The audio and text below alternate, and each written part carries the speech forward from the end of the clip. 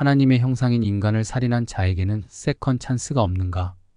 가룟 유다에 대한 특강을 들은 한 청년이 교수님, 유다는 은 30냥의 예수님을 죽게 한 살인자였기에 세컨 찬스가 주어지지 않았지요라고 질문을 했다. 살인은 하나님의 형상을 파괴하는 행위로 중범죄다. 하지만 유다와 같은 살인자일지라도 진심으로 뉘우치고 회개하면 하나님께서는 그에게 세컨 찬스를 주신다. 신구약 성경에는 한때 살인자였으나 하나님께 크게 쓰임받은 위대한 성인이 있는데 대표적으로 세 사람을 추려봤다. 모세. 출애굽의 영웅 모세는 애굽의 왕자로 호사스러운 왕궁에서 남부러울 것 없이 자랐다. 모세는 장성한 후에 동족 히브리인들이 고되게 노동하는 현장에 갔다가 애굽 사람이 히브리 사람을 치는 것을 보고 의분에 사로잡혀 그를 쳐 죽여 모래 속에 감추었다. 그리고 이 사실이 탄로나서 바로가 그를 찾아 죽이려고 하자 미디안 광야로 도망쳤다. 40년 동안 타지에서 썩고 있던 모세를 하나님은 떨기나무 불꽃 가운데서 부르셨다. 내가 선 곳은 거룩한 곳이니 신을 벗으라고 하시며 그를 겸비하게 하셨다. 이에 즉시 순종하여 자신을 낮춘 살인자 모세에게 하나님은 세컨 찬스를 주셨다. 하나님은 그를 다시 애굽으로 돌려보내 애굽에서 노예 생활하고 있던 이스라엘 백성이 출애굽하는 데 리더로 쓰셨다. 다윗. 이새의 막내 아들 다윗은 일개 목동에 불과했다. 그런데 구척장신 골리앗을 물맷돌로 물리치고 일약 스타가 되었다.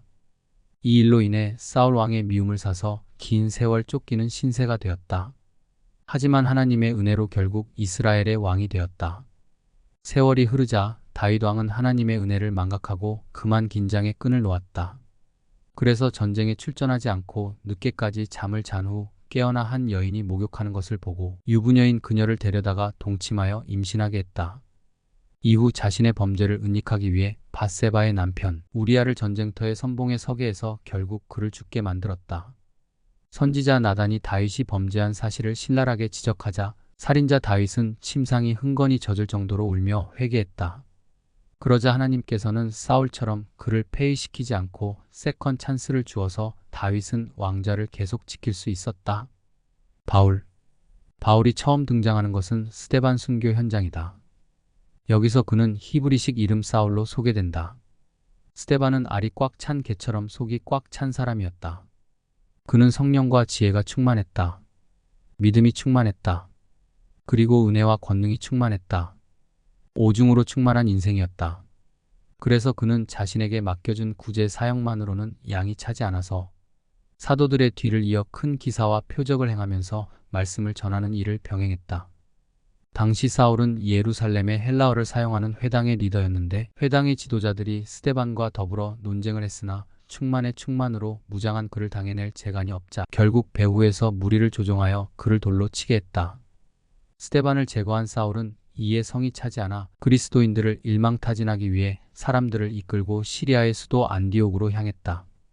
하지만 살인자 사울은 다메섹 도상에서 부활의 주님을 만나 회심하여 기독교 최고의 복음 증거자 바울로 거듭났다. 그러므로 만일 유다가 예수님을 판 후에라도 진심으로 뉘우치고 회개했다면 그에게 한 번 더 기회가 주어져서 모세나 다윗이나 바울처럼 하나님 앞에 크게 쓰임 받았을지도 모른다.